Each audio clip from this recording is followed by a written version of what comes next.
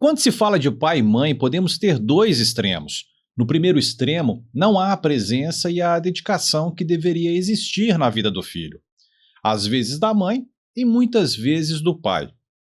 O outro simplesmente delega o papel que deveria ser desempenhado por ele ou se mostra permissivo ou negligente a ponto de não oferecer para aquela criança o cuidado que ela tanto precisa. Mas há outro extremo, onde o pai e a mãe se dedicam ao máximo, doando tudo que têm e esquecendo de uma coisa extremamente importante na liderança parental: cuidar de si mesmo. Hoje esse bate-papo é para você, papai ou mamãe, que está se esquecendo dessa lição tão importante. Você também merece o melhor e é preciso estar bem para bem cuidar.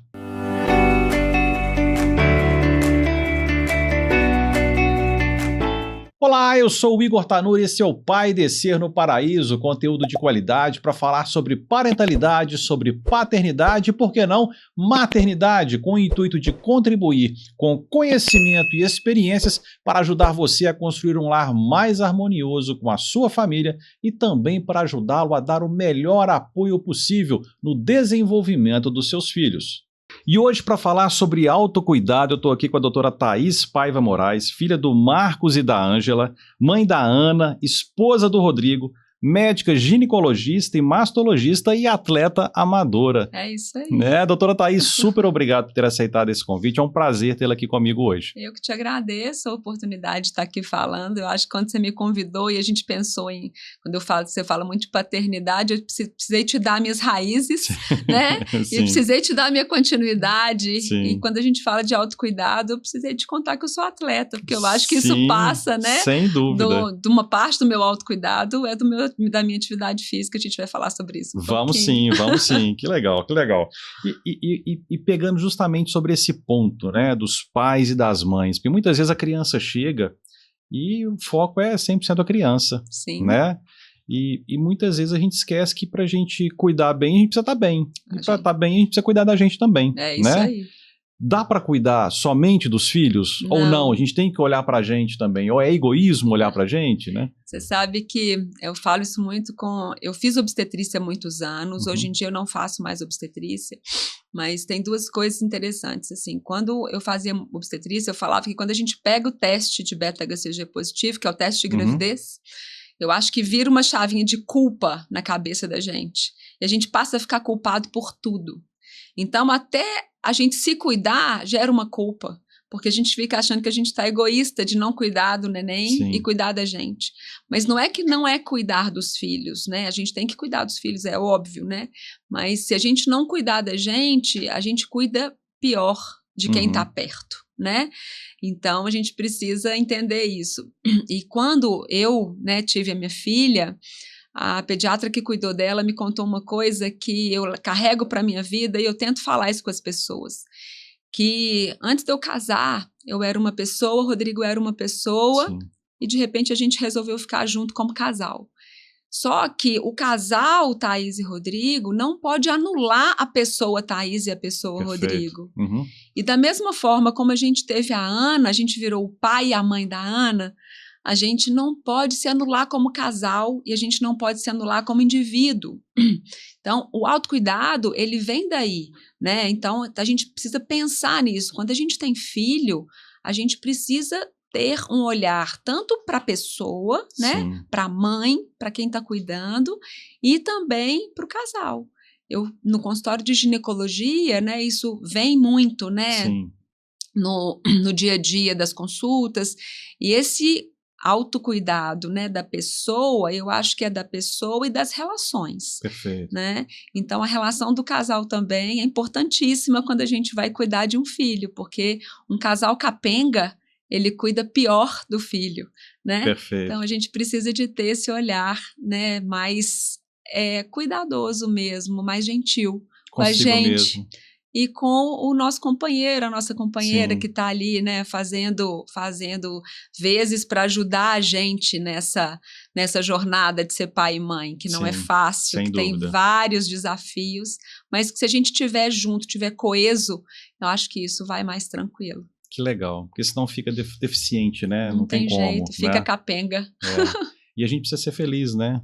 Se a gente não está feliz, a gente perde Igor, o propósito, né? eu tenho uma frase, eu tenho uma coisinha de madeira com uma frase lá na minha casa que está escrito assim: a gente existe para ser feliz. Eu não tenho dúvida disso. Se em algum momento tá ruim, tá diferente disso, a gente tem que rever o que está acontecendo. Mas, ao mesmo tempo, tem uma... Hoje a gente está vivendo uma ditadura da felicidade, né? Principalmente com essas questões de redes sociais, Sim. essas coisas todas. E a gente tem que tomar um pouco de cuidado com isso. Que ser feliz é muito interessante, mas a felicidade, ela é um estado pleno, um estado, né, de quando a gente tá satisfeito, né, tá inteiro. Acho que isso é uma questão de felicidade. E é diferente de alegria. Alegria é um momentâneo, né? Você tem alegria e tem tristeza. Sim. Então, o contrário de felicidade não pode ser tristeza, né? Olha só que interessante. Não pode ser, porque a tristeza ela tem que ser momentânea. Sim. Né? Então, quando a gente perde essa vitalidade, essas coisas, aí sim a gente está perdendo felicidade. Então, a gente precisa ser feliz na vida e não só alegre. O que você está dizendo, eu sempre pensei assim, né? Falei, olha, nenhum sentimento é permanente, da mesma forma que a felicidade muitas vezes não é, a tristeza não é. Mas você está trazendo um outro ponto, né? A felicidade ela pode estar presente mesmo nos momentos difíceis, o que vai estar ausente é a alegria. Sim, porque a felicidade ela está muito conectada com a esperança, Perfeito. Ela está muito conectada com plenitude. Com a autossegurança também. Sim, com essa tranquilidade, né? Não é a tranquilidade de ser pasma, não. É a tranquilidade de você conseguir rodar na sua vida de maneira íntegra, de maneira tranquila, né? Então é muito isso, é diferente da alegria, do êxtase, né? A alegria está muito relacionada ao êxtase, né? Então assim, vou te dar um exemplo, na minha trajetória profissional, né? Eu, vez por outra, eu sou mastologista, eu dou diagnóstico de câncer de mama. Eu vou falar com a paciente para ficar alegre com isso? Óbvio que não, né? Ninguém fica feliz com isso. Mas a tranquilidade, ela precisa existir para dar continuidade no tratamento. E aí, voltando lá na sua pergunta, fundamental o autocuidado. Perfeito. Né? Se a gente não tem um autocuidado durante esses momentos de tristeza, porque a tristeza ela bate, ela joga a gente no fundo do poço. Se a gente não cuidar, ela fica sombria e aí a gente chama de depressão, né? Então, quando a gente perde isso, né? Quando a gente perde o autocuidado, a gente embota, né? A gente fica mais no fundão lá. Então, o autocuidado, ele resgata a gente para alguns momentos interessantes. Porque ele está ligado diretamente ao valor que eu dou a mim mesmo. Não é isso? O valor que você dá a você, o valor que você dá às suas relações, né? Até o valor que você dá naquele momento que está acontecendo. Eu falo isso muito durante o diagnóstico de câncer de mama, que a gente precisa entender por que ele veio, porque propósito tem, né?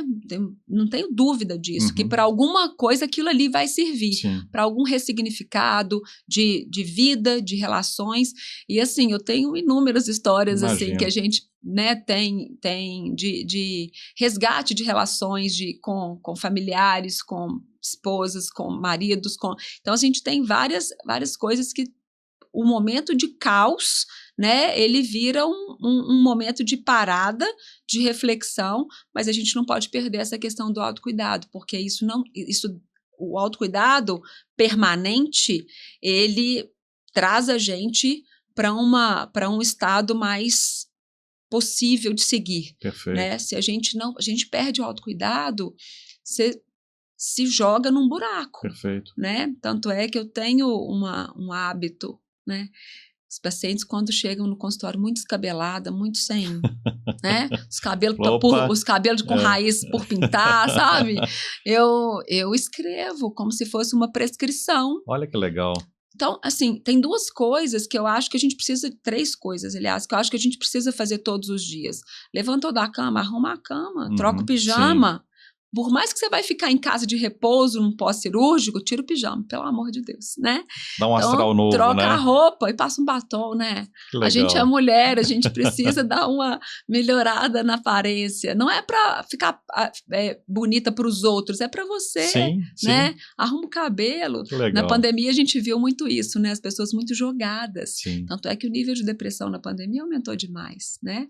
Então, é isso. Eu acho que o autocuidado, ele permite que a gente fique num estado mais tranquilo, mesmo em momentos caóticos. Perfeito, né? perfeito. E até mais do que isso, uma coisa que eu gosto de falar aqui, né? As crianças, elas aprendem muito pelo exemplo, principalmente, né? Então, cuidar de mim e dar valor a si mesmo ensina mais do que tudo a elas também a cuidarem de si no futuro e darem Sim. valor a si mesmas, né? Perfeito. Uhum.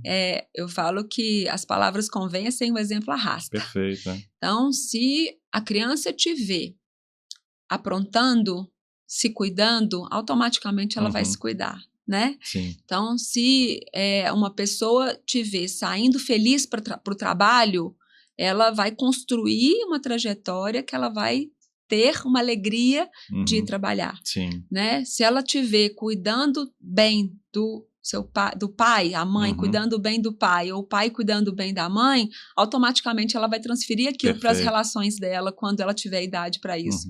Então, não tenha dúvida, a criança vai pelo exemplo.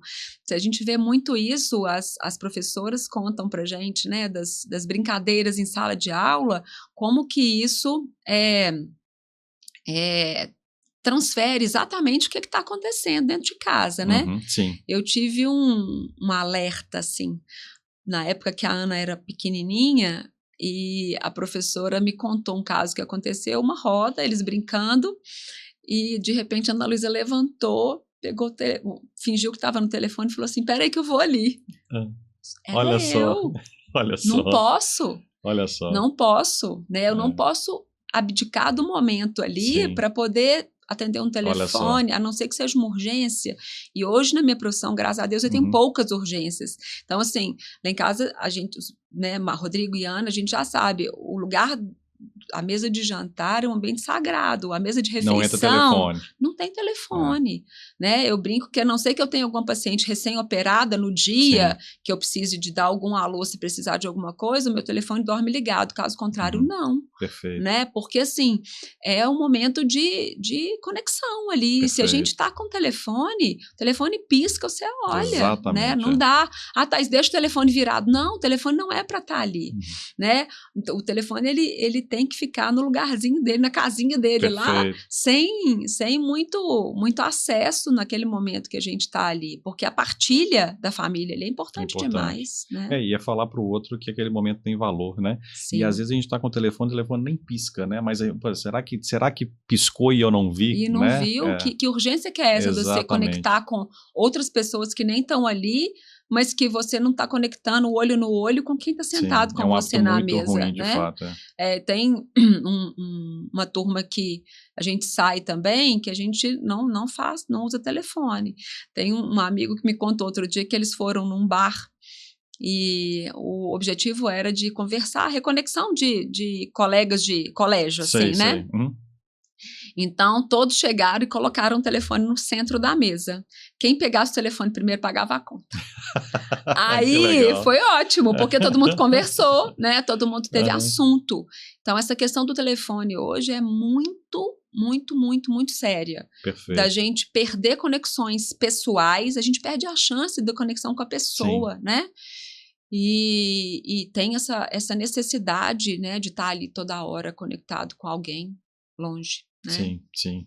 E a gente fala muito de telas para crianças, mas essa questão que você está trazendo dos adultos também, o nosso hábito ele vai ser imprescindível nesse processo. E ele reflete para as crianças. Tanto para a própria qualidade quanto para as crianças. E aí é o exemplo que a gente estava conversando aqui. Como é que você vai falar com a criança que ela pode só ficar 1 hora na tela se você está o dia inteiro rolando tela?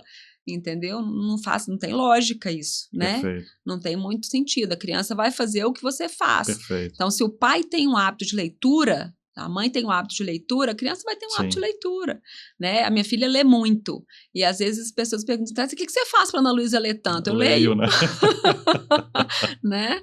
Então, assim, a gente tem que incentivar e o exemplo arrasta, não tem dúvida nenhuma, né? Perfeito. Que legal. E ainda no autocuidado, gestação e puerpério são períodos que dá também para se cuidar? Precisa se cuidar. A autoimagem da gestante é muito 880. Ou a pessoa ama ficar barriguda, ou ela detesta se ver naquele novo shape, né? Então, assim, tem as duas, eu acho que é muito extremo. Ninguém fica no mais ou menos, né? Então, isso a gente vê, né, na rua. Tem gestante que você vê que ela põe a barriga para jogo, né? Ela põe a blusa e põe a barriga à mostra e quer parecer que tá grávida mesmo. E outras não. O quanto que ela puder, ela tá escondendo a barriga. Não porque ela não tá querendo o filho, mas porque ela não se vê naquele corpo, né? Mas o autocuidado, ele é fundamental. Então, assim, na gestação, eu acho que uma parte do autocuidado que é importantíssima é a gente ter controle de peso, né? Eu, quando eu fui obstetra, eu brigava demais com as pacientes com ganho de peso. Não pode sair ganhando, comendo para 2 e ganhando um monte de peso. Claro, além das consequências de saúde que isso tem, para a mulher, isso é devastador, né? Porque depois, na hora que você ganha o neném, que você vê que você ainda está com peso acima, é muito confuso para você poder voltar, né? Então, assim, isso é autocuidado, né? A questão da alimentação, né? A gente pode entrar nisso um pouco, ela faz parte do autocuidado. Você ter o planejamento de uma alimentação adequada, ela faz parte do autocuidado seu, com você e com a sua família, né? Porque quem dá o tom, Igor, da casa é a mãe, né? Ou o pai, genitor, né? Quem dá o tom é o adulto, né? Não é a criança. Sem dúvida. Então, você fala assim, a criança não come. Claro que a criança come, né? A criança precisa comer. Então, você te vê comendo? Ah, não, Thaís, eu só como batata, arroz e carne. Então, a criança só vai comer arroz, batata e carne. Então, a gente precisa entender como é que é isso aí. E o adulto, de novo, dar o exemplo, né? Essa questão da alimentação, então, lá na gravidez, ela é fundamental. As questões de hidratação de pele, né? De cuidado com cabelo e unha, porque isso tudo muda demais na gravidez, né? Então, isso tudo tem que cuidar. Usar roupa que vai ficar adequada para não marcar muito a barriga, para não apertar demais a barriga e isso gerar dor, né? Tem várias coisas que a gente tem, né? Hoje em dia, eu tenho uma alegria muito grande, porque a gente tem uma moda gestante muito legal, sabe? Antigamente a gente não existia tem isso. Tem muitas opções, né? Hoje tem muita opção. Estilos. E a gestante consegue transitar ali de uma maneira muito tranquila. Mas, tem que aceitar, né? Que você vai ter aquela barriga ali uns meses. E se você não quiser ter ela por muito tempo, você tem que cuidar durante. Perfeito. Né? Agora, você sabe que o puerpério, ele me preocupa mais do que a gestação. Porque a gestação, ela é um momento ali de plenitude. A mulher, ela tá assim, em êxtase, porque você tá gerando uma vida, é um negócio muito mágico, assim. Ficar grávida é um negócio muito... É muito mágico mesmo, não tem outra explicação. Você olha e de repente o neném mexe dentro da sua barriga, você fala, meu Deus, tem uma vida aqui dentro. É muito interessante. Primeira vez que eu senti a Ana Luísa mexendo, eu lembro que eu fiquei louca, eu estava trabalhando e eu falei, gente, a Ana Luísa mexeu, que coisa linda. E eu não conseguia mostrar para o Rodrigo, porque era muito pequeno, ele punha a mão, falou, não estou sentindo, eu falei, ainda não dá, daqui a pouco vai dar. E é muito legal isso. Então, assim, a gestante, ela é muito plena. E todo mundo, né, dá atenção para a gestante, cuida da gestante, põe a gestante para sentar, não né, dá o lugar, né, exatamente. E tudo. E com a puérpera, a coisa começa a desgringolar na sala de parto. Porque, de repente, tá todo mundo ali, né, quando tem aqueles visores para ver. O neném nasce, vai para o berçário, vai todo mundo. Deixa a mulher lá, sozinha, abandonada, entendeu? Realmente, começa ali. E aí, a mulher no pós-parto, ela tá morta de cansada, vivendo uma rotina que, às vezes, ela nunca viveu, às vezes, sem uma rede de apoio. E aí, o autocuidado, ele fica imprescindível, mas, às vezes, não dá tempo. Sabe? Não dá tempo. E aí a gente precisa de ter pessoas perto da gente para ajudar. Não tem jeito de você ter o puerpério com autocuidado sem gente por perto, porque alguém tem que ficar com o neném em algum momento, né? Fora todo o ambiente também ali, Fora né? todo o resto, uma parceria né? também entre o casal, né? O casal é fundamental, né? Fundamental, assim. A gente precisa de entender que o pai é pai. Perfeito. Né? Que o pai, ele também é capaz. O que eu vejo muito, que eu via, né? Porque hoje em dia eu não faço mais obstetrícia, mas assim, eu via muito, é que as mulheres acham que os maridos são incapazes. Elas julgam eles incapazes.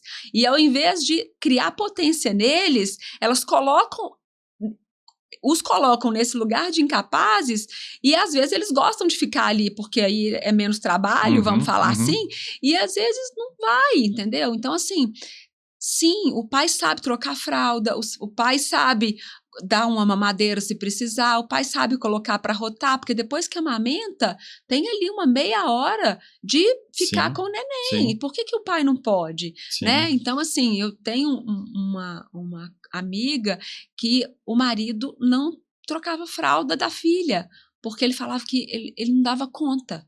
Gente, como é que não dá conta? Aprende. Tudo na vida a gente aprende, Ela né? também não sabia, né? Ninguém sabia, ninguém nasce sabendo. Eu falo que na hora que nasce o filho, nasce a mãe. Sim, e hoje ainda é mais fácil, né? Porque lá atrás era fralda de pano, tinha que tomar cuidado com alfinete. Hoje não, hoje é tudo adesivo, tudo tem né? fralda descartável, né? Então, assim, mas é muita coisinha que precisa acontecer.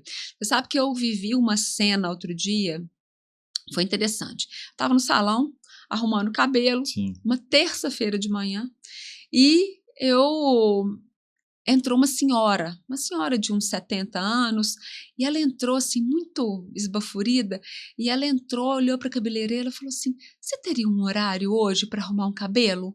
Aí a Fernanda, minha amiga, falou assim, tenho sim, é para a senhora? Não, é para minha filha. Ela tá com um neném recém-nascido, eu preciso deixar ela vir aqui. Você arruma ela para mim? Que legal. Olha isso, a mãe, olha o grau de cuidado que essa mãe teve com a filha, porque ela percebeu que a filha estava nessa fazeção. Eu falo que a gente fica nessa fazeção do puerpério, porque o puerpério você acorda, dá mamar, põe para rotar, troca a fralda, lava as coisas, volta, come, vai, dá mamar de novo, e vai girando isso aí, né? Eu tive um anjo na minha vida quando a Ana Luísa nasceu, sabe? Eu tive uma pessoa que me ajudou os 4 primeiros meses da Ana Luísa.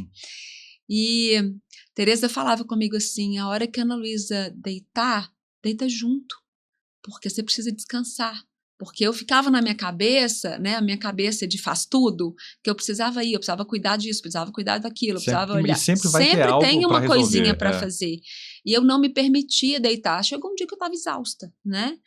E então a gente precisa de ter esse discernimento. Então, assim, quando você me pergunta da gravidez do puerpério em relação ao autocuidado, eu tenho muito mais atenção no puerpério do que na gravidez. E hoje em dia eu atendo algumas pacientes em puerpério por causa de problemas relacionados à lactação, né? E eu sempre tento chegar nesse setor de autocuidado. Eu converso muito sobre isso, porque é uma coisa da gente cuidar, da gente ter, quem está perto é quem precisa de dar o tom disso aí, né? Fazer uma unha, né?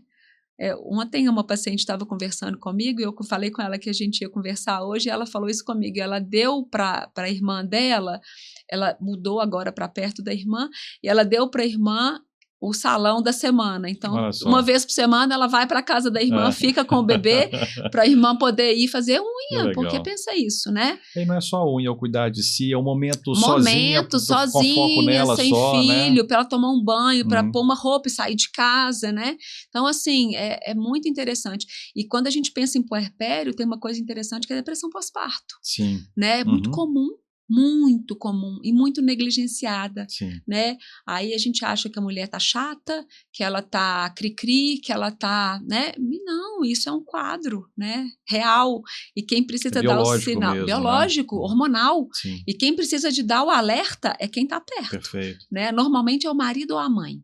Que contam pra gente na consulta que ela tá meio borocochô. Porque isso dificilmente vai sair da própria pessoa. A mãe nunca acha que tá. Olha só que interessante. A mãe a importância de quem tá por perto. Nunca acha que tá. Então, assim, e até o jeito de falar também, né? Sim, tem que Será que não dá para olhar e conversar com o obstetra, né? Perfeito. Normalmente o obstetra mesmo maneja esses quadros, sabe? Perfeito.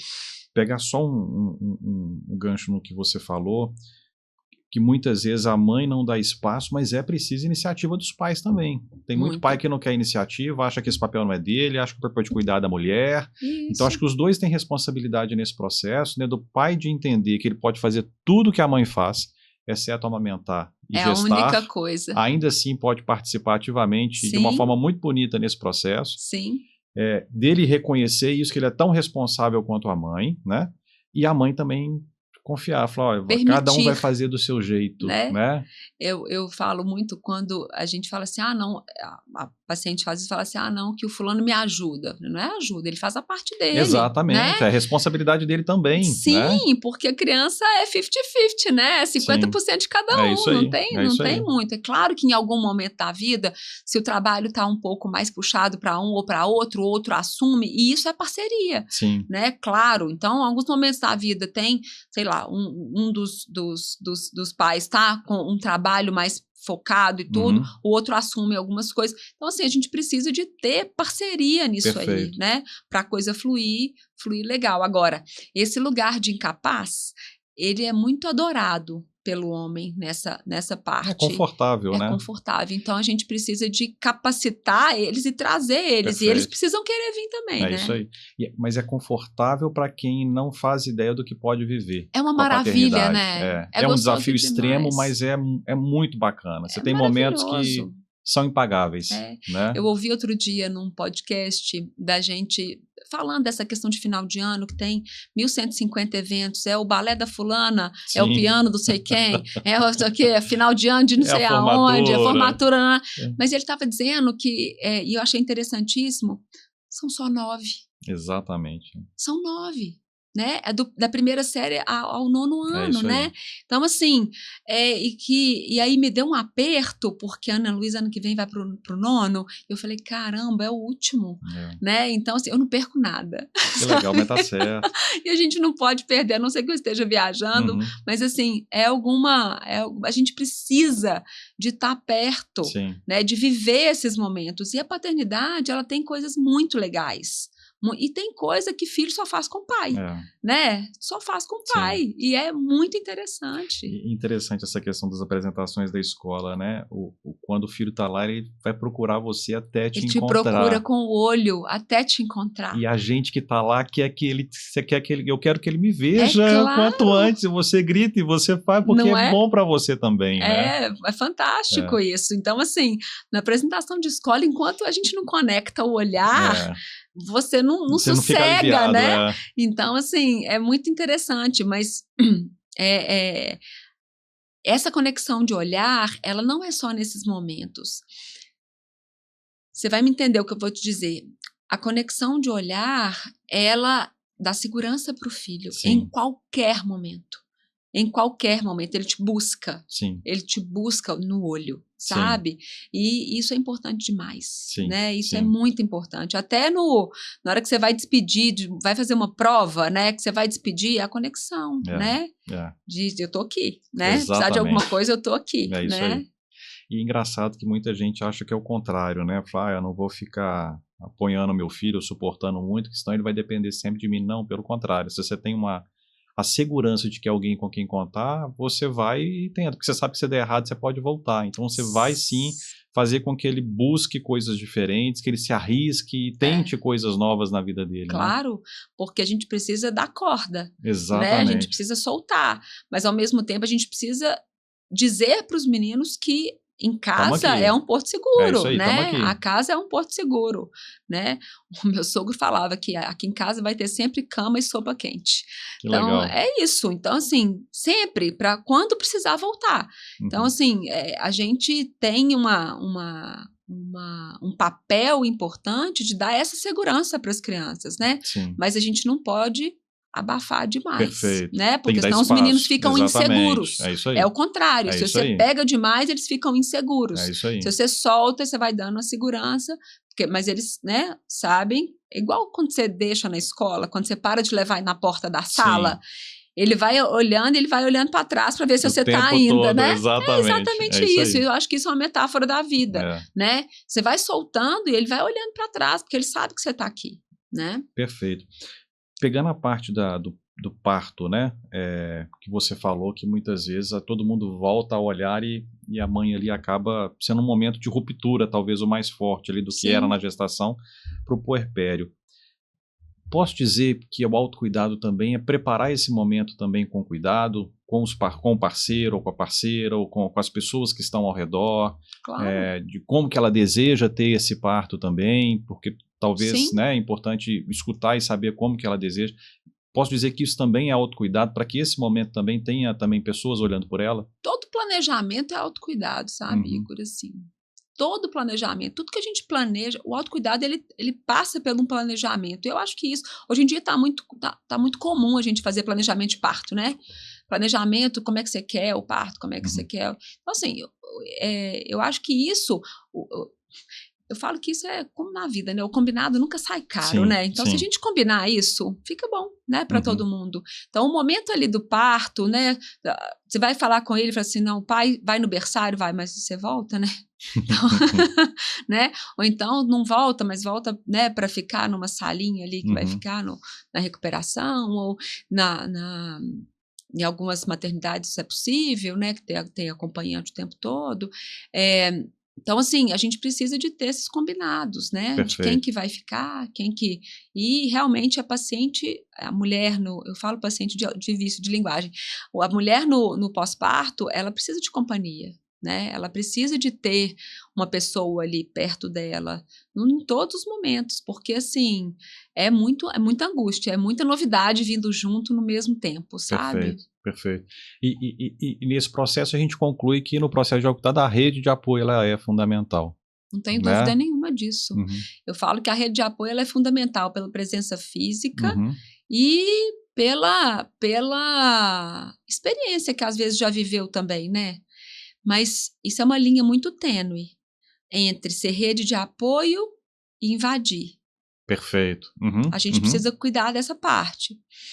Porque se a gente tem uma presença muito ostensiva dentro de casa, às vezes incomoda, Uhum. né?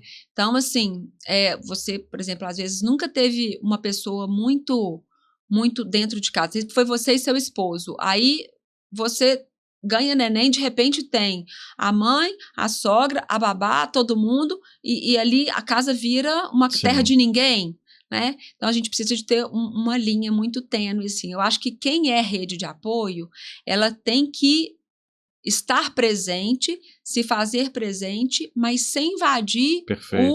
o lado da pessoa, sem ficar dando diquinha demais, dando pitaco demais, Sim, porque o filho não é da pessoa mais, o filho é de sim, quem pariu, né? perfeito. Então, assim, isso é um desafio para muitas famílias, porque a gente vê isso, né, acontecer. O paciente às vezes chega no consultório e fala: ai, Thais, que bom que eu vim para cá, não estou aguentando mais a minha mãe lá em casa, né? Mas assim, e a gente fica sem querer falar, né? Sim, Então, assim, quem é rede de apoio é apoio, né? Não tem que assumir o perfeito, filho, né? perfeito, Que o filho é da mãe, né? O filho é perfeito. do pai, E, né? e, e com um sentimento muito de servir mesmo, né? E É de não, se servir, de quiser vai estar ser do meu ali, jeito, de né? estar Não, perto, exatamente. de estar ali. Então, assim, e quem é mãe também aprender a pedir as coisas, Perfeito. porque às vezes não pede. E às vezes fala assim: "Ai, mas também tô sozinha", mas não pede, Sim, né. sim. Então, assim, eu acho que tem essas 2 coisas. Eu acho que quem, se propõe a ser rede de apoio, né, e que tá por ali, um amigo, uma coisa, gente, pós-parto, principalmente, né, ou então, às vezes, a paciente operou, que eu vivo muito isso também, você precisa, às vezes, você passar um dia com a pessoa, Uhum. né, leva um bolo, faz um café, né, come Perfeito, um bolo ali, dá tchau e tá tudo bem, né, deu um perfeito, momento ali, ou então chega para a pessoa e fala assim: "Olha, eu vim aqui, vou ficar olhando o neném tá dormindo, não tem problema, vou ficar olhando ele aqui 1 hora, você pode tomar seu perfeito, banho, perfeito. né, toma seu banho, eu tô aqui. Durante 1 hora você pode ficar tranquila que eu tô aqui", Que né. legal. E isso é mágico, né. E muitas vezes as pessoas pensam que ser rede de apoio precisa de uma dedicação muito ampla, de muito tempo, e não necessariamente, né? Não precisa. A gente pode cuidar em pouco tempo com Uhum. gestos, Sim, né? Com pequenas coisas, né? Às vezes, tem, né? Te contei que eu tô com a minha enteada mais velha, tá sim, com duas crianças pequenas. A gente outro dia buscou a mais velha. Aí, na hora que a gente chegou lá, ela falou: Nó, que delícia que vocês buscaram. Não é porque a gente tirou ela, mas porque ela sim, teve um tempo só com um sim, nenenzinho sim, pequenininho, que tá com um mesinho. Então, assim, a demanda da criança mais velha, né? Às vezes o avô e a avó não é ficar lá com a mãe que sim. acabou de parir. Gente, tira a criança mais velha, Vai né? Vai passear, faz passear, alguma coisa leva umas diferente, 2, 3 horas, leva para algum lugar, leva para almoçar, leva para fazer um passeio. Isso também faz é uma rede diferença. de apoio. Não Exatamente. é estar presente lá do lado da pessoa, mas isso, né, ajuda demais. E nós falamos aqui muito de cuidado físico, mas em algumas coisas também a gente falou do cuidado mental, que ele é também extremamente importante. Que você está trazendo, a rede de apoio ela também é importante nesse cuidado mental, né? Uhum, Eu vou ficar com seu filho para você tomar um banho, isso também é saúde mental ali que a gente está total. oferecendo para a mãe.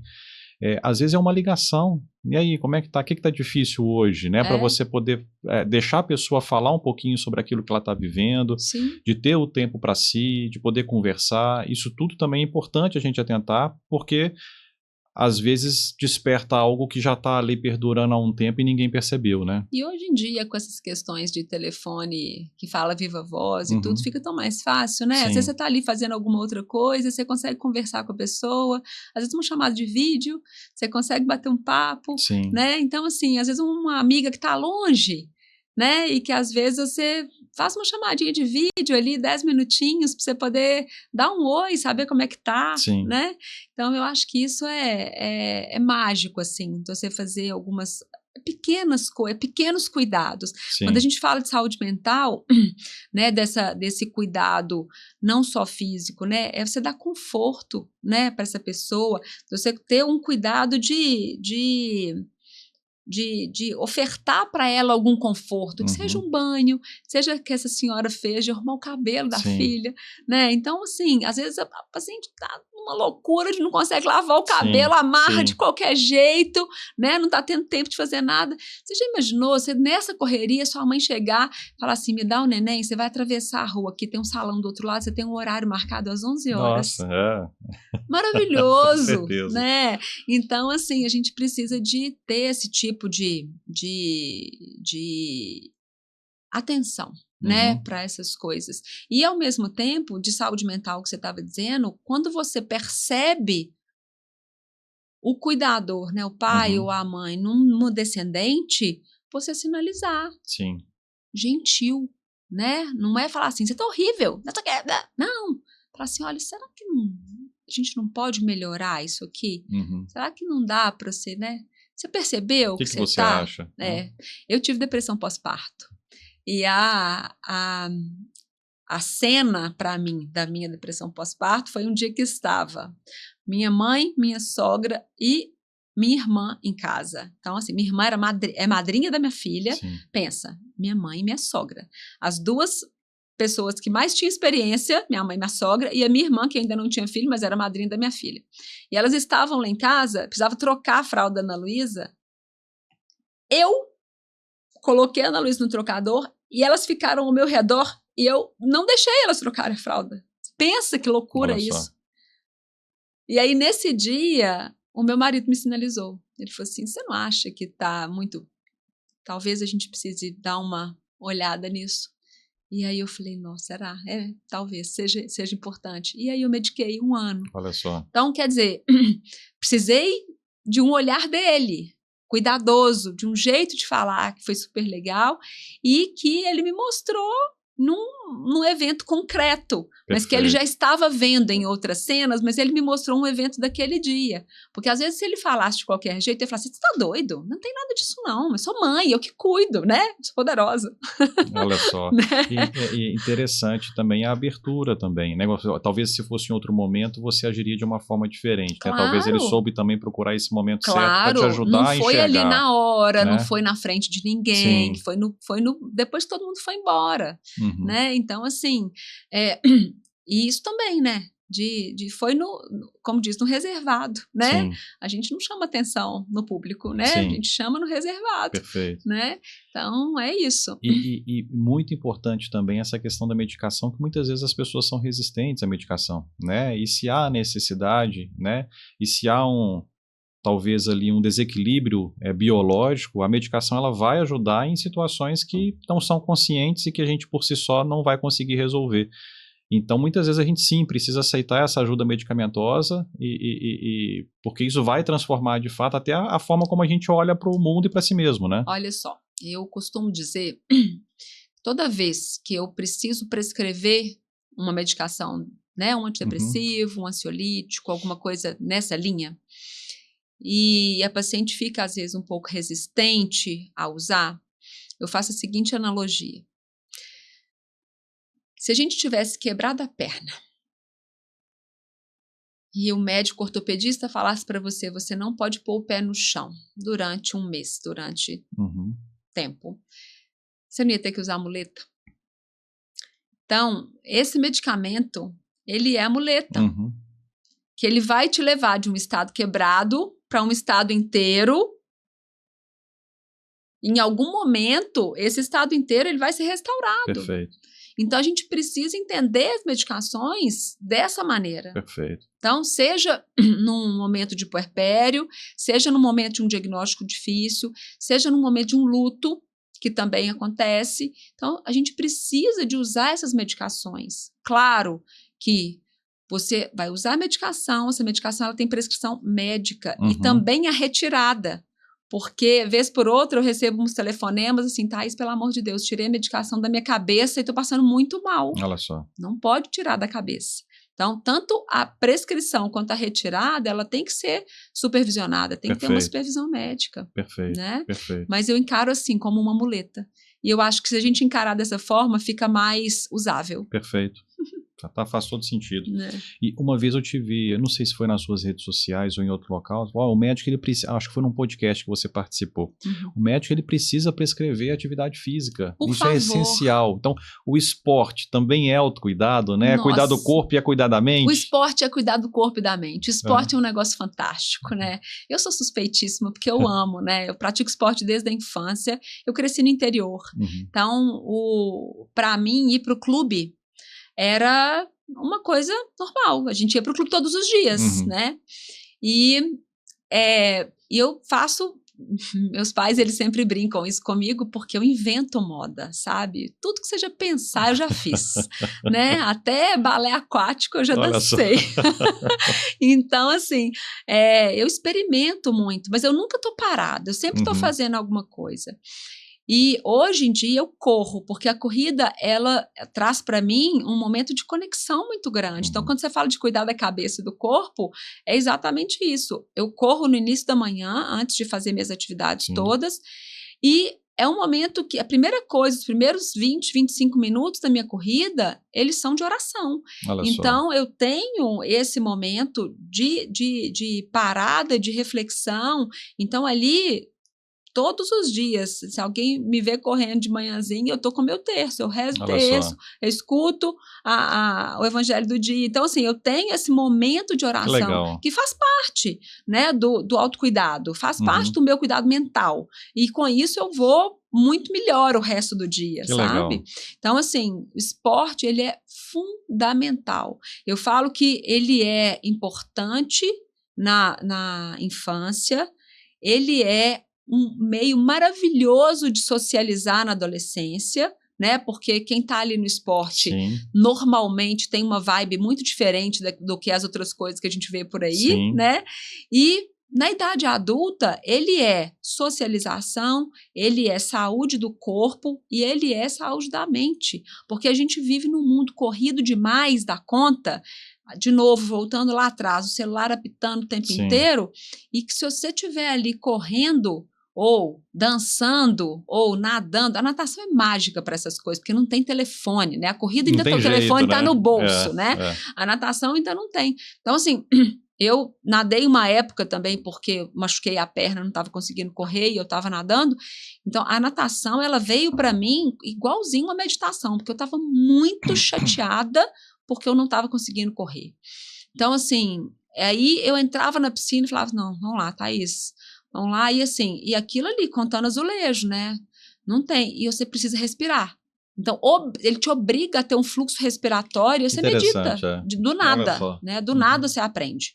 Então, assim, exercício físico é fundamental. E eu falo assim, que depois de 40 anos é inegociável. Então, não dá para negociar atividade física depois de 40 anos, sabe? Então, assim, até os 40 eu até vou dando uma negociadinha ali, mas eu brinco que lá no consultório tem uma porta que eu falo que assim, é igual um portal mágico. Você entra sedentário e sai atleta. De tanto que eu falo na cabeça, sabe? Porque não tem jeito de você ser sedentário hoje, em 2025, com tudo que você escuta. Eu acredito em algoritmo, eu acredito em bolhas, sabe? Eu vivo numa bolha de atividade física, eu não tenho dúvida nenhuma disso. Mas assim, a gente precisa de colocar atividade física em algum momento na vida. Não tem como. E eu falo que não precisa de ser 1 hora. Porque às vezes o paciente fala assim, Thais, eu não tenho tempo. De novo, tempo é uma questão de prioridade.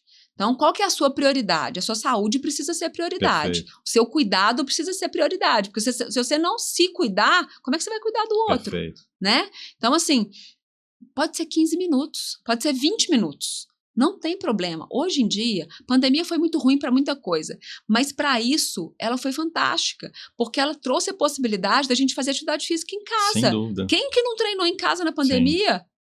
Todo mundo fez alguma coisa, uma aula de dança. Eu fazia aula de dança com a minha filha na pandemia em casa, pensa isso. Então, assim, a gente fazia umas coisas...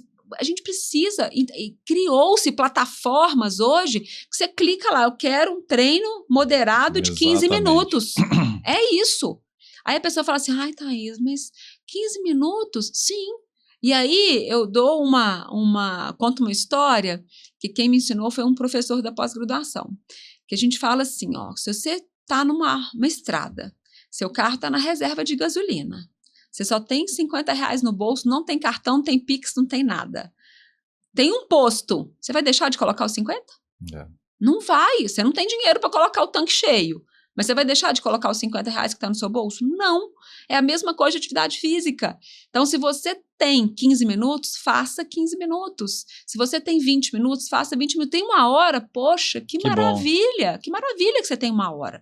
Mas se não tem, faça o que der conta. Na hora que der conta, né? Então, eu tenho vários pacientes hoje que trabalham, são autônomas, que treinam no meio do dia, 2 horas da tarde, 3 horas da tarde. E qual o problema disso? Nenhum. Sim. Deu um intervalinho ali no trabalho, né? Às vezes trabalha com atendimento, né? Ah, não teve um intervalinho ali no almoço? Gente, vai lá. Não é para deixar de almoçar para treinar. Tá? Sim, sim. Vamos deixar isso muito claro. Errado.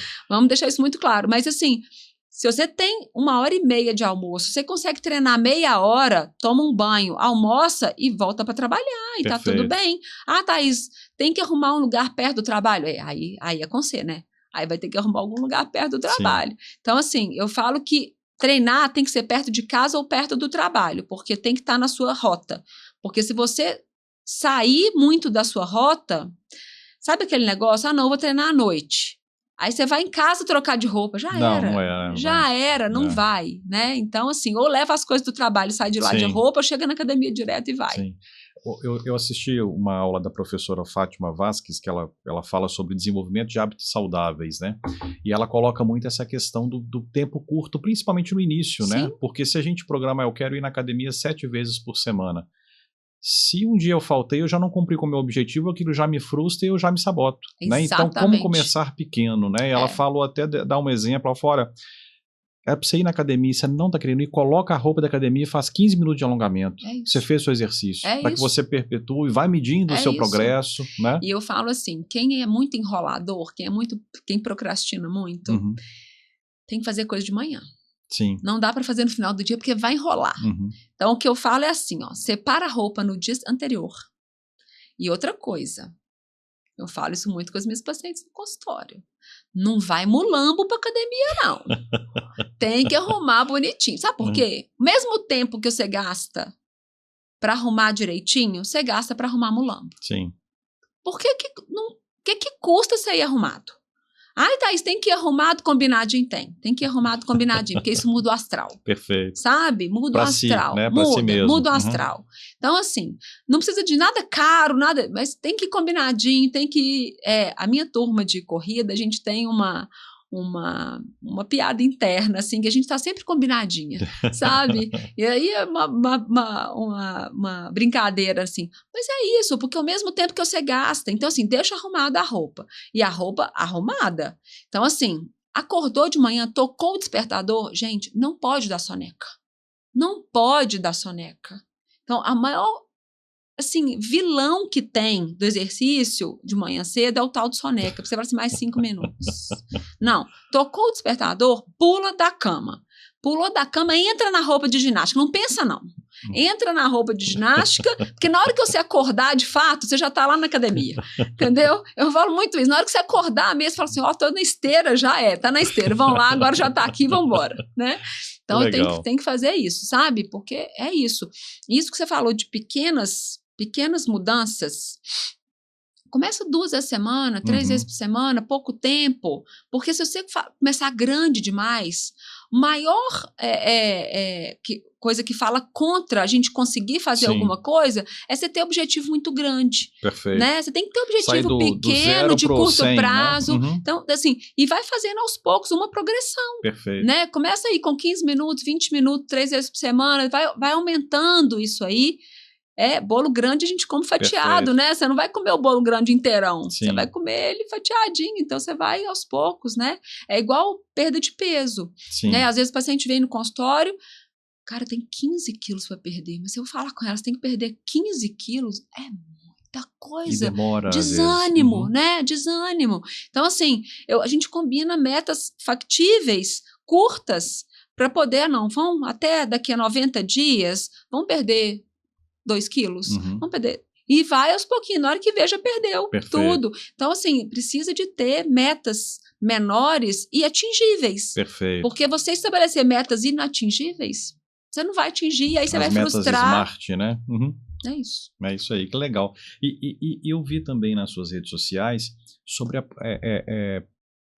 prática de esportes também durante a doença, né? Inclusive no caso de câncer. Sim. É possível praticar esporte também quando eu não estou bem com a minha saúde? Não é possível, é fundamental. Olha só. É fundamental. Atividade física muda neurotransmissor. Ela muda a química do cérebro da gente. Então, assim, quando você está mal, é o momento que você mais tem que ir. Né? Então, assim, quando você está... A paciente que vivencia o tratamento de câncer de mama, ela fica muito fadigada. Fadiga é um efeito colateral muito importante do tratamento, sabe? De quimioterapia e radioterapia. E a gente vê que se a paciente faz exercício antes da sessão e depois da sessão, ela minimiza o efeito colateral. Olha só. Então, é muito, muito, muito importante. Então, assim, o exercício... Mas se você fala com a paciente que está em quimioterapia, que ela tem que fazer meia hora de exercício, ela fala, Thaís, sem chance meia hora. Mas aí eu falo com ela assim, isso eu aprendi com um amigo que fala muito sobre educação de exercício físico e atividade física, chama Pedro. Pedro fala assim, fatia, faz parcela, 10 minutos de manhã, 10 minutos na hora do almoço, 10 minutos à tarde, fez 30 minutos no dia. Olha só. 10 minutos é factível, entendeu? Então, a gente precisa aprender a fazer isso. E no momento que a gente está ruim também, de astral ruim, se a gente faz algum exercício, melhora. Então, o exercício para quem está na descendente, ele só não é factível, como ele é fundamental. E durante o tratamento de câncer de mama, eu falo isso muito com as pacientes, a gente precisa ajustar o tipo de exercício, mas a gente precisa que a paciente faça. Eu estou com uma paciente agora que ela está fazendo pequenas corridinhas. Ela já era corredora antes de tratar. Sim. Quando eu dei diagnóstico, o maior pavor dela era que ela não ia conseguir correr. Mas eu falei, calma, vai no seu tempo e vai. Ela outro dia me mandou. Correu 5 quilômetros. Está no meio do tratamento, né? Eu fiz uma peregrinação agora em setembro e uma das pacientes que estavam comigo estava no meio da quimioterapia. Ela caminhou 100 quilômetros com a gente. No ritmo dela, fazendo pausas, porque as pausas são necessárias também, né? Na vida. né? Então ela fazia pausa, ela bebia água, ela se alimentava. A gente morria de rir, porque ela comia o caminho inteiro, assim. Ela ia beliscando umas coisinhas, porque eu não conseguia comer muito, Sim. mas o belisquinho ia muito bem. Então, assim, a gente ia e foi. Então, a gente precisa entender que quem mede essa questão do tanto de exercício é o tempo do tratamento. Né? Então, no dia da quimioterapia, nos 2 dias depois, são dias que a gente fica mais cansado. Uhum. Então, vai ter menos exercícios esses dias, exercícios mais leves, um alongamento, uma caminhada leve, mas não deixar de fazer. Perfeito, né? perfeito. E um outro aliado nesse processo que tem a ver com o autocuidado e que muitas vezes é negligenciado é o sono, né?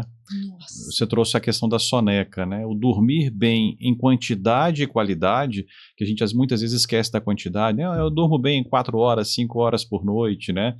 E isso atrapalha todo o resto, né? Você sabe que o sono, ele é um pilar. Quando a gente vai falar de estilo de vida, da medicina do estilo de vida, Uhum. né? Então, a gente tem alimentação, atividade física, sono e gerenciamento de estresse.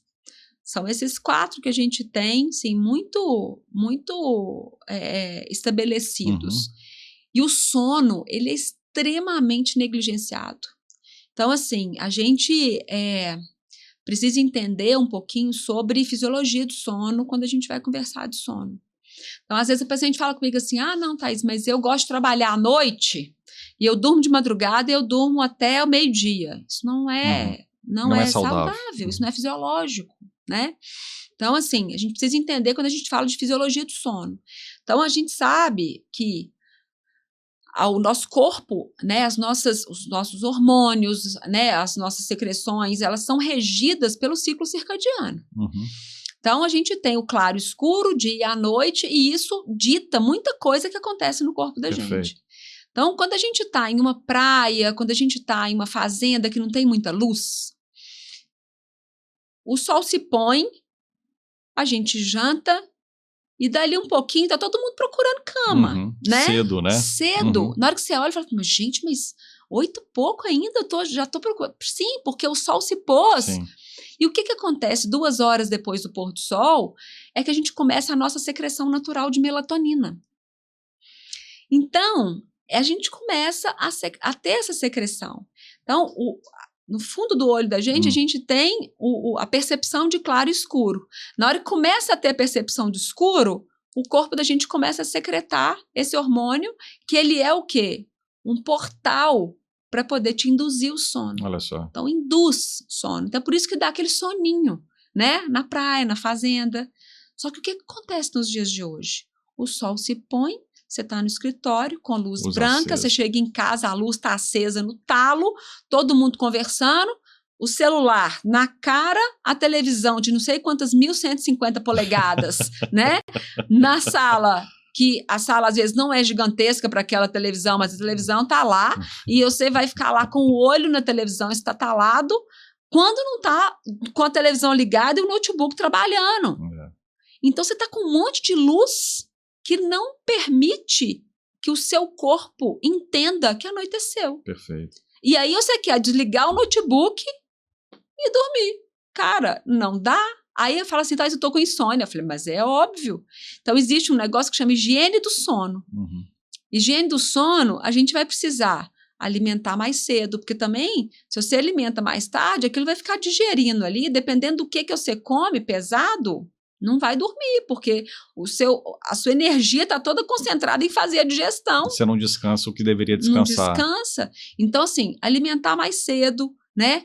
Desligar as telas, pelo amor de Deus, diminuir a luz da casa. Isso é uma medida fácil.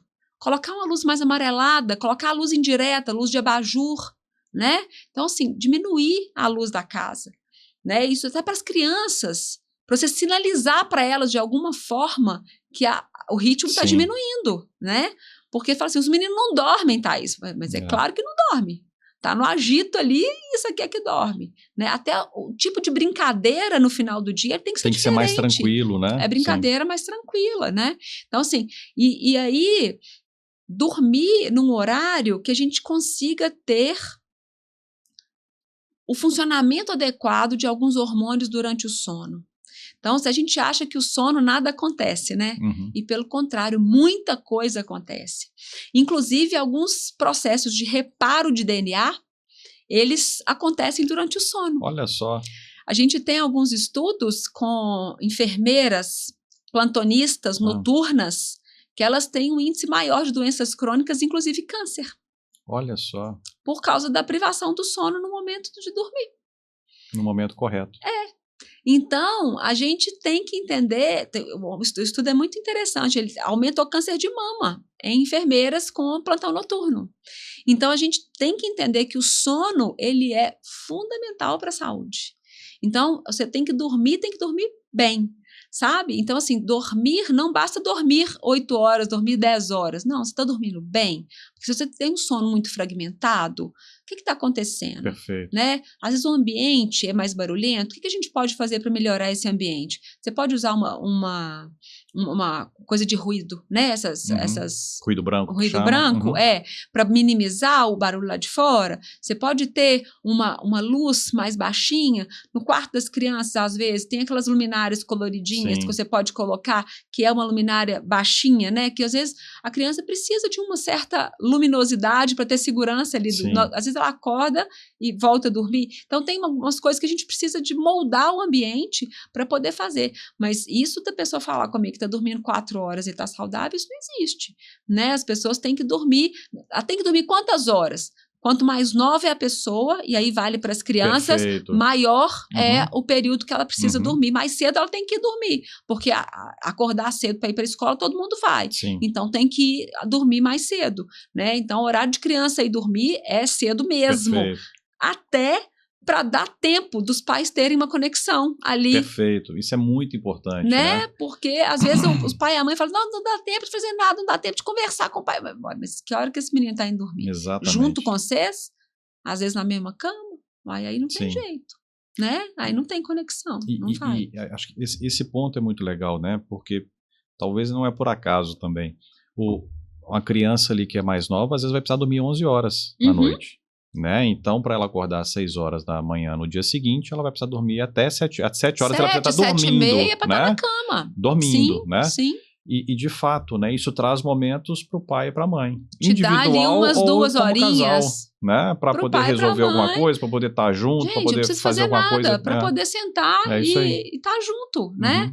Então, assim, precisa de ter esses cuidados, né? Do sono com as crianças e com a gente. Perfeito. Né? E com a gente, porque essa questão, de novo, a pandemia trouxe muita coisa boa, trouxe muita coisa ruim. Tem muita gente que está trabalhando de home office até hoje. E, assim, o trabalho em casa tem esse problema, né? Você está ali no escritório até na hora que, né? E aí você quer desligar e quer dormir. E o Pedro, esse meu amigo que fala muito sobre esporte, ele fala uma coisa que eu gosto muito, que ele fala que a última coisa que a gente tem que fazer antes de dormir é pôr o pijama. Que isso é o maior gatilho que a gente tem para dar sono. Olha só. Que tem gente que chega em casa, né? Já toma banho e já põe pijama. Não, é a última coisa. Mas vai fazer muita coisa com pijama. Exato. É a última coisa que a gente tem que fazer é pôr o pijama. Olha só. Né? Que é gatilho. E para desenvolver um hábito bom, tanto o hábito bom quanto o hábito ruim. O gatilho é importante também nesse processo que você dá o recado para o corpo, né? Importantíssimo, é para dar recado, né? Então, aquilo que eu falei, brinquei, né, com você da roupa arrumadinha do treino, é gatilho, né? Melhor pré-treino que eu já vi de mulher é um look novo de academia. Olha só, que entendeu? legal. Que legal. Quem não quer estrear uma roupa nova na academia? Com certeza. E você vai se sentindo todo bonito, poderosa. Né? É isso aí. Vamos falar de autocuidado por faixa etária? Vamos. Aí falando para as mulheres, né? Legal. Uma mulher de 20 a 30 anos hoje, qual que é a preocupação que ela tem que ter? Do que ela tem que cuidar? Preocupação é, 20 a 30 anos, eu falo que é a construção dos bons hábitos, né? Então, as meninas que vão nessa faixa etária no consultório, eu falo que é construção de bons hábitos. Então, assim, eu vou falar muito de alimentação, porque se a gente constrói bons hábitos alimentares nessa faixa etária, a chance que ela passe isso na família, na hora que construir a família. Sim. E que ela perpetue isso ao longo da vida é muito importante. Adquirir hábitos de atividade física como rotina, né? E cuidar dessa parte de gestão de tempo. Perfeito. Porque essa turma de 20, 30 anos tá ali no início de carreira. E às vezes a gente se deixa engolir pela carreira, pelo trabalho, né? E a gente vê hoje esses meninos muito adoecidos. Sim. Né? Então, assim, precisa de cuidar da gestão do tempo. Então, começar a aprender a gerir o tempo, porque com 20, 30 anos o tempo é só seu. Perfeito. Né? Então, daqui a pouco vai ter um esposo, uma esposa que vai precisar de ocupar um pedaço desse tempo, daqui a pouco tem uma família que ocupa mais um pedaço desse tempo. Sim. Então, a gente precisa de fazer a gestão do tempo, né? De maneira... aprender, né? Porque a gente não nasce sabendo também isso. Então, eu acho que 20, 30 anos é isso.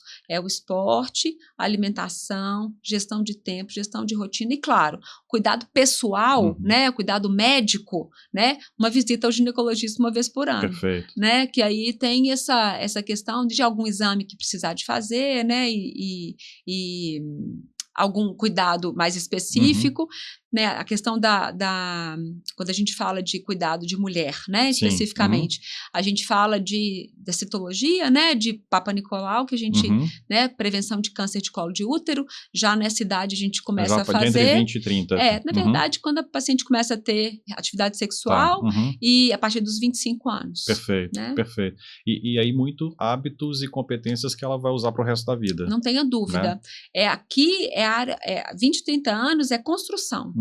A gente vai construir bons hábitos, é aqui, sabe? Perfeito. E uma coisa importante também, ela começa a ter bons hábitos relacionais. Você entender quem que são as pessoas que você vai se relacionar.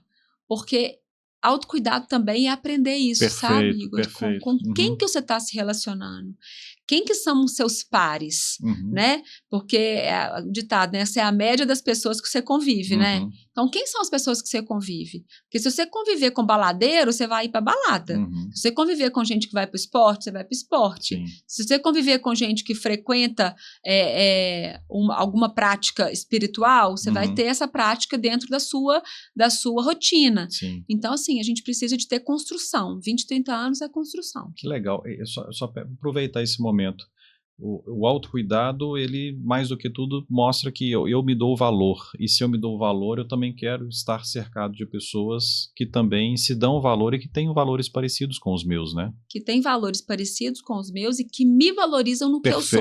Perfeito. E que me valorizam no que eu sou. Perfeito. Então, é muito chato quando você tem uma pessoa que você convive que te denigre de alguma forma, né? Sim. A pessoa toda hora tem uma crítica, toda hora tem um negocinho, ferrinho de dentista, né? Sim. Toda hora fala um negocinho chato.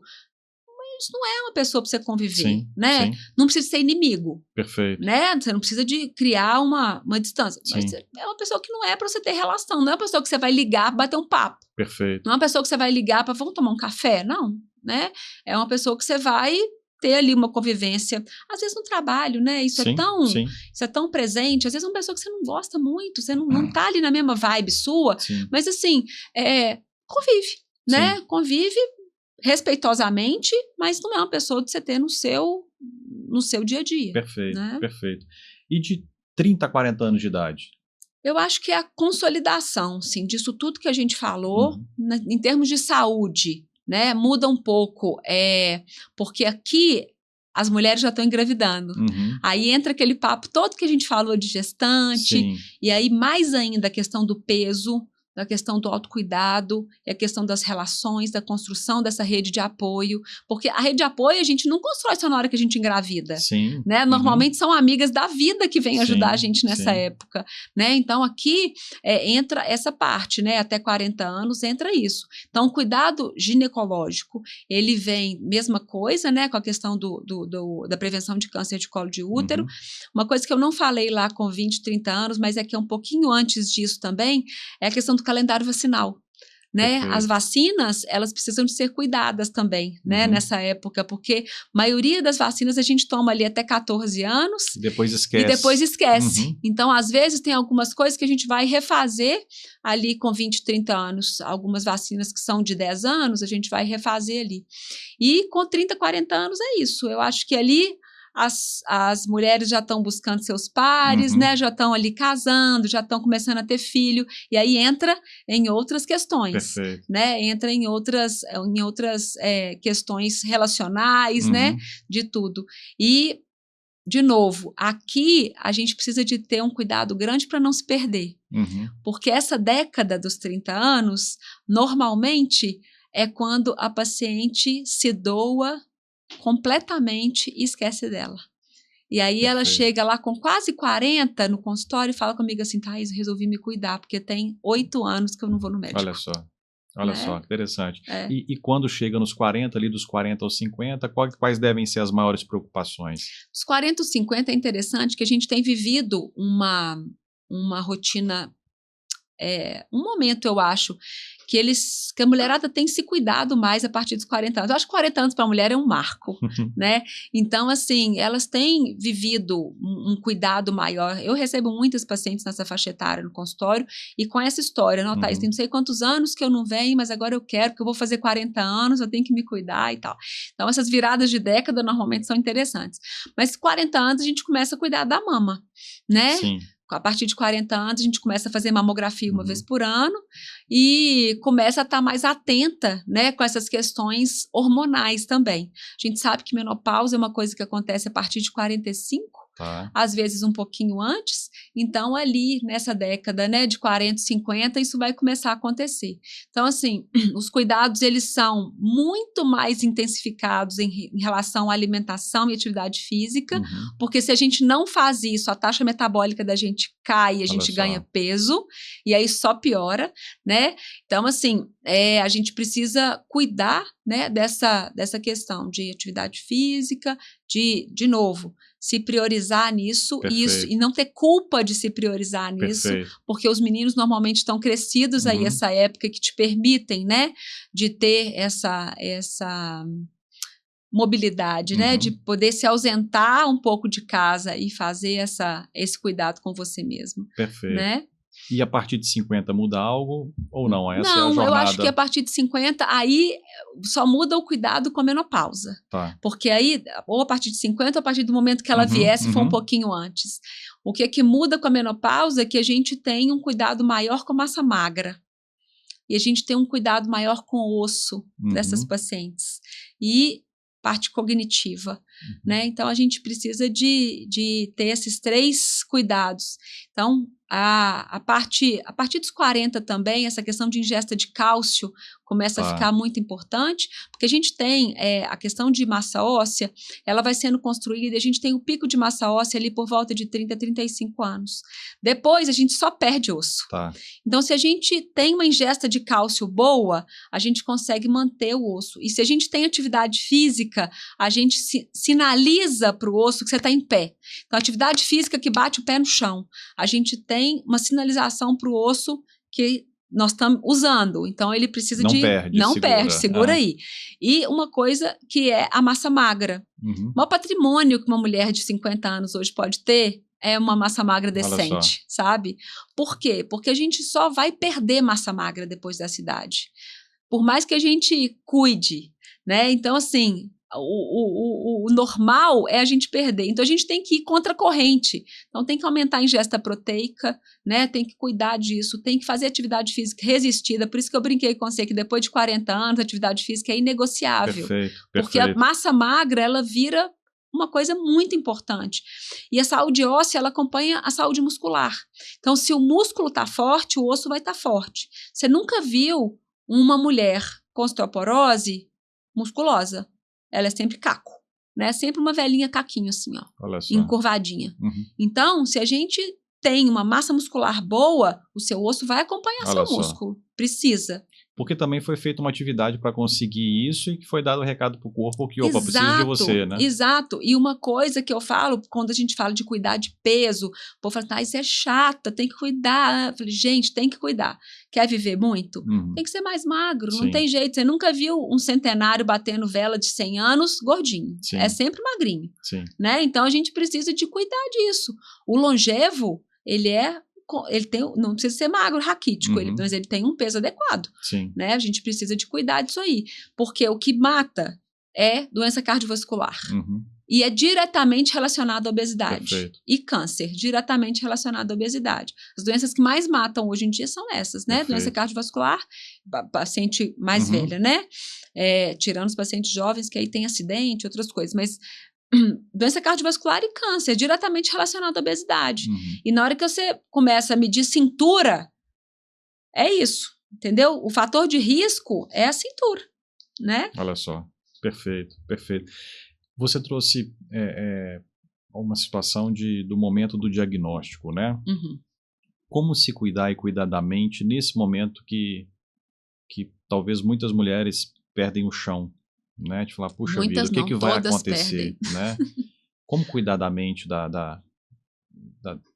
como ter o autocuidado nesse momento? Olha só, eu falo com o paciente que no momento do diagnóstico de câncer de mama, a gente precisa de 3 coisas. A gente precisa de uma estrutura médico-hospitalar que te dê condições de um tratamento decente. E hoje em dia, a gente, graças a essa globalização, né, essas coisas todas, as informações chegam para a gente imediato.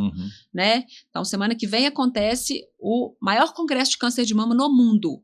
Acontece nos Estados Unidos todo dezembro. Uma data muito ingrata, né, porque é dezembro. Mas esse congresso, ele dá a oportunidade de médicos do mundo inteiro comprar inscrição online e assistir de onde tiver. Olha só.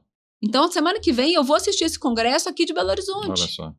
Então, isso é fantástico. Então, a informação chega. Então, a estrutura médico-hospitalar, ela é um pilar fundamental.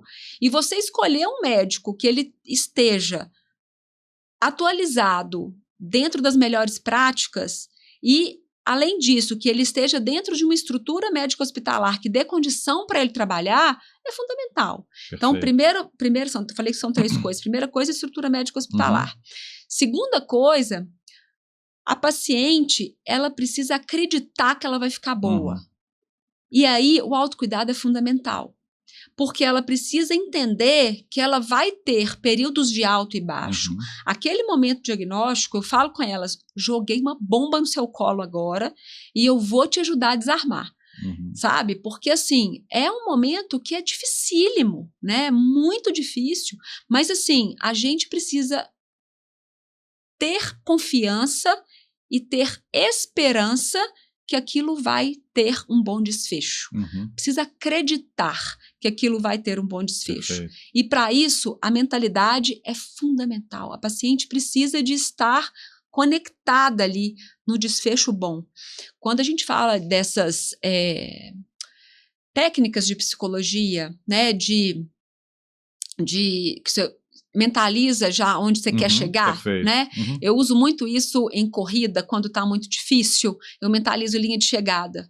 Então, assim, na vida a gente pode fazer isso também. Qual que é a linha de chegada? Então, uma paciente que está ali com diagnóstico, a linha de chegada, ela vai mudando ao longo do tratamento. Então, a primeira linha de chegada é a definição diagnóstica. Segunda linha de chegada é a cirurgia. Terceira... Então, e a última linha de chegada é o sino. Você sabe que tem o sino? Não sabia do sino. Vou te contar. Estou imaginando o que mas não sei. Todo final de tratamento de quimioterapia, as clínicas normalmente têm um sino que as pacientes tocam para simbolizar que elas terminaram aquela etapa. Imagina a emoção, né? É muito legal. Então, assim, eu falo com elas, olho no sino, porque uma hora vai terminar, isso aqui vai terminar, né? E aí a gente vai passando por essas etapas e, assim, então ela precisa acreditar no processo, que não é fácil, mas que eu me comprometo a estar com ela em todas as etapas. Então, assim, eu entrego ela para o oncologista para fazer a quimioterapia, mas eu falo, vem comigo de tempo em tempo, porque eu preciso, não posso te perder. Perfeito. Não posso te perder de vista. Até porque tem questões que a gente, como médico assistente, a gente vai conseguir conversar muito mais do que o oncologista na corrida ali da quimioterapia, Sim. sabe? Então, assim, é muito bom. Então, estrutura médico-hospitalar, o acreditar e o terceiro pilar, a paciente precisa ter fé. Sabe? Ela precisa ter fé. E ela precisa de ter, dentro do acreditar, a rede de apoio também vem aqui, Perfeito. tá? No segundo pilar. E aqui, no terceiro, ela precisa de ter fé. Ela precisa de acreditar no propósito daquilo na vida dela. Aquilo que a gente falou lá no início da conversa. Não tem nada na vida da gente que acontece ao acaso.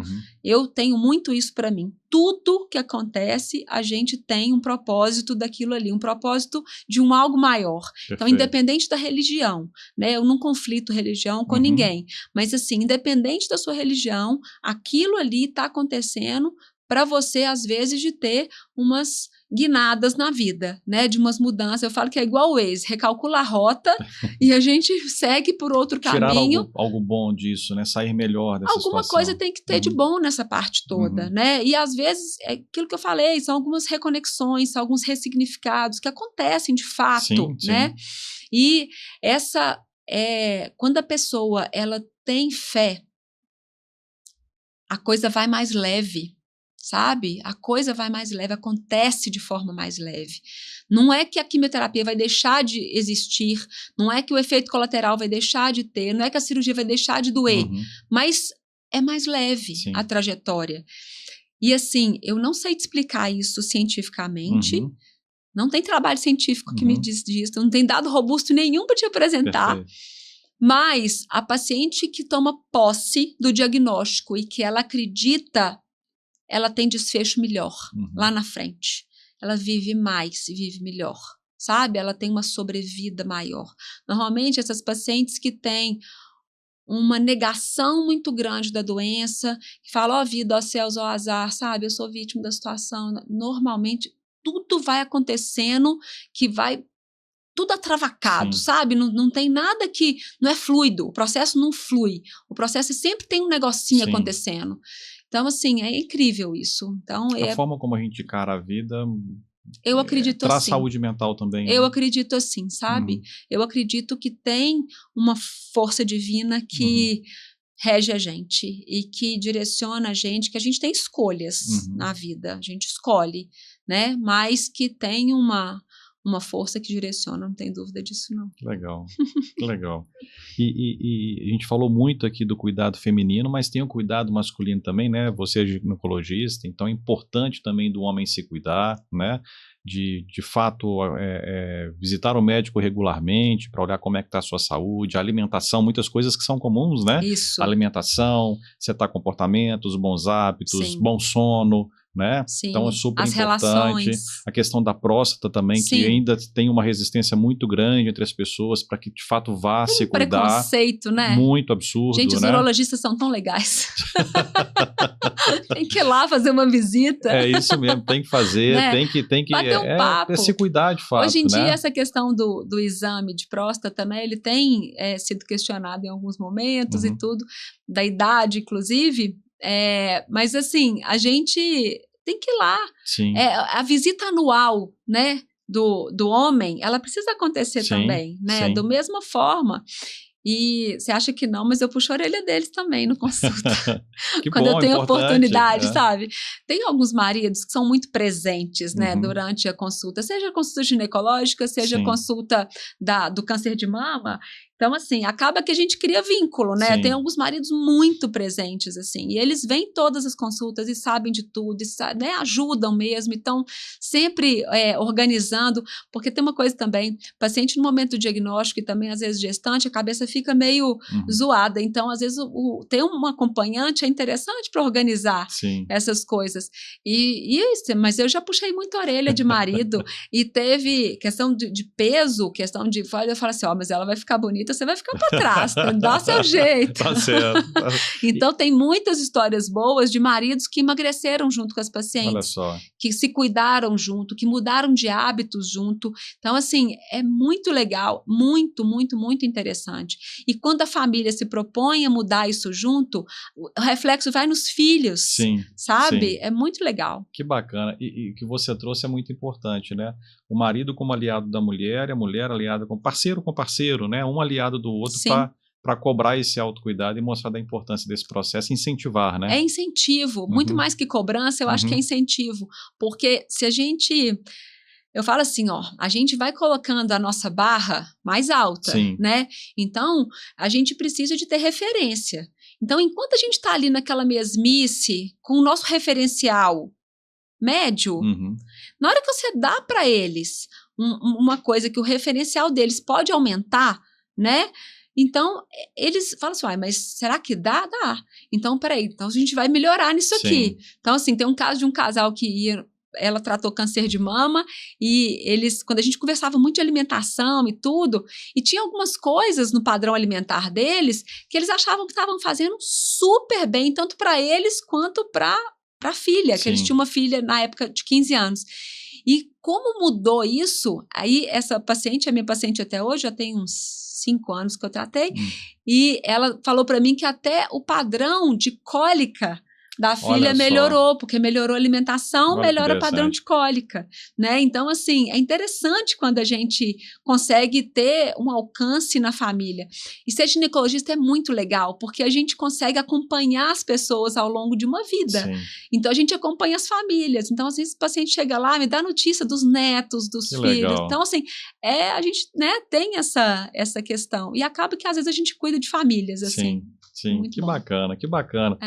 Super legal esse bate-papo. Queria te agradecer mais uma vez por estar aqui. Muito bacana mesmo. Muito Acho bom. Muita informação valiosa, né? Pois Que a gente possa despertar aí muitas pessoas para aquilo que é importante, para cuidar de si. O dar valor a si mesmo não quer dizer que eu diminuo o valor do outro e muito menos dos filhos, né? Pelo contrário, a gente soma valor, né? A gente precisa entender que a gente tá a gente tem que tirar essa questão da culpa. Perfeito. Porque a gente se culpa por a gente se cuidar, né? Então a gente não pode ter essa culpa. Igual eu falei lá, a gente quando vira mãe, a gente tem uma chavinha de culpa que a gente vira que tudo é culpa nossa, né? E não pode ser assim. Então a gente precisa de entender que se cuidar é o primeiro passo para a gente estar melhor e cuidar do outro, né? Porque se a gente está bem, a gente vai cuidar melhor de quem está perto da gente. A gente vai ser um profissional melhor, a gente vai ser um atleta melhor, a gente vai ser uma mãe melhor, a gente vai ser um pai melhor, né? Então, assim, precisa de cuidar, né, bem, a gente precisa de ter essa consciência mesmo, dessa integridade, essa inteireza, né, nossa. Porque quando a gente se cuida, a gente fica inteiro. Perfeito. Né? E essa inteireza, ela é fundamental para a gente poder ter melhores relações. Perfeito. E para ser feliz de verdade, a gente precisa ter um autocuidado presente na nossa vida, Não tenho dúvida disso. Para essa felicidade gostosa, essa felicidade de estar na vida, assim, de fluidez da vida, né? Que legal, que legal. Queria deixar esse espaço para você compartilhar suas redes sociais, compartilhar uma mensagem final também com quem estiver nos assistindo. Quiser falar para todo mundo, fique à vontade. Bom, eu queria contar para vocês que foi muito legal estar aqui e que se cuidem, se valorizem, né? Para vocês cuidarem melhor dos seus parceiros, dos seus filhos. E minhas redes sociais, né? Eu tenho Instagram, basicamente, @DRA Thaís.Paiva, Thaís com TH. Perfeito, tá perfeito. Bom? Vocês me acham lá. Super obrigado mais uma vez. Eu que agradeço. E a gente encerra por aqui. Muito obrigada pela oportunidade. E eu que agradeço, agradeço. Foi muito bom, muita mensagem importante. E chegamos ao final de mais um episódio do Pai Descer no Paraíso. E hoje a lição foi clara e essencial. Você também merece o melhor. Com a doutora Thaís Paiva Moraes, aprofundamos no tema do autocuidado, lembrando que ser pai ou mãe não significa esquecer de si mesmo. Cuidar do corpo, da mente e da rede de apoio é cuidar da família. E muito importante, é fundamental prestar atenção a si mesmo e também dar importância ao seu próprio bem-estar. Cuidar de si é o primeiro passo para dar o melhor apoio no desenvolvimento dos seus filhos. Esperamos ter inspirado você a tirar um tempo para si. Fiquem bem e até o próximo episódio.